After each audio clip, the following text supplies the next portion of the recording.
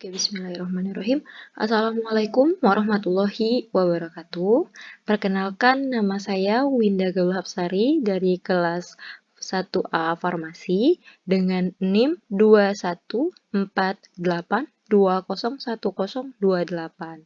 Baik, di sini saya akan menjelaskan tentang sistem metrik, sistem pengukuran yang lazim dalam farmasi. Oke, kita langsung aja ya masuk untuk perkenalan sistem metrik. Sistem metrik adalah sistem pengukuran desimal yang disetujui secara internasional. Nah, sistem ini menggunakan dasar dari Mètre des Archives, yang artinya arsip meter, dan Kilogramme des Archives, yang artinya arsip kilogram ya dari bahasa Prancis, yang pertama kali diperkenalkan Republik Prancis pada tahun 1799. Namun, dari tahun ke tahun definisi meter dan kilogram telah diperbarui, dan sistem metrik telah ditambahkan untuk mengakomodasi banyak satuan baru. Yang mana artinya di sini mengakomodasi berarti menyediakan atau membuka jalan baru untuk satuan-satuan baru ya, munculnya satuan-satuan baru. Nah, meskipun banyak variasi sistem metrik yang muncul ya di akhir abad ke-19 dan awal abad ke-20, sebutan ini sekarang dikenal dengan SI ya, atau Sistem Satuan Internasional. Nah, sistem pengukuran resmi ini yang SI ini ya digunakan hampir di tiap negara di dunia. Berarti SI ini sifatnya universal ya, karena sistem pengukuran yang digunakan hampir tiap negara yang ada di dunia. Oke, lanjut ya. Catatan di sini sistem yang paling umum digunakan di barat dan ukuran di apotik adalah sistem metrik. Berarti yang akan kita jumpai ya di kegiatan atau pengerjaan farmasi kita nanti itu berhubungan dengan sistem metrik ya, atau kita akan menggunakan sistem metrik. Oke, nah di sini ada unit-unit dasar dalam sistem metrik ya, atau berarti pengukuran yang paling dasar dari sistem metrik. Nah, yang pertama itu ada meter. Meter yaitu satuan landasan untuk ukuran panjang dalam sistem SI atau satuan internasional ya. Yang kedua itu liter, yaitu merupakan unit dasar volume yang digunakan untuk mengukur cairan di farmasi. Nah, nanti kita kalau ketemu sediaan cairan ya, kita ukur menggunakan satuan liter, oke? Nah, yang ketiga itu gram, yang mana unit dasar dari berat yang digunakan dalam menimbang padatan di farmasi ya. Berarti kalau tadi cairan kita menggunakan liter, maka sediaan padat kita menggunakan satuan gram ya di sini. Oke, sampai sini agak lumayan jelas lah ya. Kita lanjut ya. Di sini ada tangga-tangga ukuran. Oke. Tangga-tangga ukuran ini yang di sini ada tadi meter ya, yang di sini ada liter, yang di sini ada gram. Oke. Oke, untuk lebih jelasnya kita pakai pen aja. Nah, di sini kita baca ya, di sini ada kilometer, ada hektometer, ada dekameter ya. Nah, sampai seterusnya lah ya. Di sini kita rubah ke kiloliter, hektoliter, dan sampai seterusnya. Kalau di sini gram ya, kilogram, hektogram ya, dekagram ya, sampai seterusnya lah ya. Nah, maksudnya di sini bagi 10 apa gitu kan. Nah, di sini kali 10 itu apa maksudnya? Oke, kita jelasin ya satu-satu. Contoh nih ya, berarti di sini untuk sistem konversi umum ya. Biasa kita pelajari ya dulu waktu SD ya, kayaknya pelajaran SD.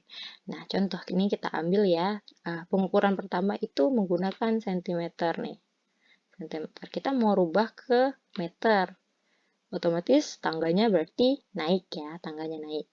Naik berapa kira-kira? 1, 2. Berarti 2 tangga ya. Jadi kita harus bagi 10 ya. Per tangga, bagi 10 per tangga. Berarti kalau 2 tangga itu dibagi 100. Nah, sebaliknya kalau misalnya kita mau rubah misalnya ya ke kilometer, nih dari kilometer kita rubah ke dam aja ya, ke dam, nggak usah jauh-jauh, ke dam aja. Berarti itu otomatis tangganya turun ya, turun berapa? 1, 2 ya, 2. Berarti itu dikali 10 per tangga. Berarti dikali 100. Sama ya, berlaku ya buat kiloliter, berlaku juga buat kilogram. Untuk perhitungannya sama ya. Oke, kita lanjut aja. ke contoh soal ya. Jadi contoh soal ini merupakan contoh yang langsung saya ambil ya untuk nantinya kita akan kerjakan di bidang farmasi ya. Saya langsung ambil contoh biar langsung lumayan mengerti. Jadi di sini soalnya jika suatu sediaan sirup mengandung 500 mg cefadroxil di masing-masing 5 ml sirup. Nah, berapa gram, ini pertanyaannya, berapa gram dari cefadroxil yang diperlukan untuk membuat 2 liter sirup? Oke, baik ya, kita balik lagi ke pengertian dari sistem metrik itu ya. Oke, sistem metrik itu pengerjaannya harus sama ya, satuan ukurannya itu harus sama ya. Kalau belum kita harus konversikan terlebih dahulu ya. Maka di sini kita perhatikan ya, di soal yang pertama itu diketahui sedian sirup yang mengandung 500 mg ya, 500 mg cefadroxil di masing-masing 5 ml sirup ya. Nah, berapa gram? Gram yang ditanya itu gram. Berarti ya, dari cefadroxil yang diperlukan untuk membuat 2 liter sirup ya. Di sini jelas ya, satuannya sangat-sangat berbeda ya. Yang diketahui miligram, yang ditanyanya nanti gram ya. Di sini yang diketahuinya mililiter ya, satuannya. Yang di sini kita harus membuat liter gitu ya. Oke, untuk penyelesaiannya kita pertama harus konversikan terlebih dahulu ya ukuran-ukuran yang berbeda ini ya. Kita masukkan di sini yang tadi ini diketahui 500 mg ya. Oke, kita masukkan di sini 500 mg ya. Kita harus rubah dulu karena yang ditanyanya gram ya. Yang ditanyanya gram. Oke, maka tadi kalau miligram ke gram itu berarti otomatis naik 3 ya. Naik 3 berarti itu dibagi. Maka 500 mg itu dibagi 1000 ya. Hasilnya 0,5 gram. Oke. Nah, di sini kita harus membuat 2 liter ya, kita masukin 2 liter. Sedangkan yang diketahuinya tadi kita itu mililiter ya satuannya ya. Maka kalau dari liter menjadi mililiter itu berarti turun ya, turun. Berarti kalau turun itu dikali ya. Dikali 1000 ya karena 3 tangga, hasilnya 2000. Oke. Oke, ini udah sama nih ya semua nih ukurannya ya. Oke, kita langsung masukin aja ya, 0,5 gram per 5 mili ya. X gram ini yang ditanya ya, karena berapa gram tadi yang ditanya per 2000 mili. Oke, langsung aja kita kalikan silang. Oke, ini 5 mili kita kalikan ke berapa gram X itu ya, maka hasilnya jadi 5X itu ya. Nah, 0,5 ini kita kalikan dengan 2000. Oke, kita turunkan ya di sini. Maka 5 kali X itu hasilnya 5X ya. 0,5 dikali 2000 itu hasilnya 1000 ya.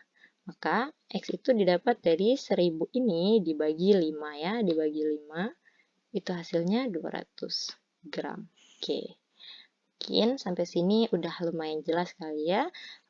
Untuk jikalau saya dalam penjelasan itu ada beberapa hal atau kata-kata yang saya mungkin salah ucapkan, saya mohon maaf ya yang sebesar-besarnya, atau dalam penjelasan saya masih banyak kekurangan, saya ucapkan mohon maaf yang sebesar-besarnya. Saya tutup dan akhiri. Assalamualaikum warahmatullahi wabarakatuh. Terima kasih.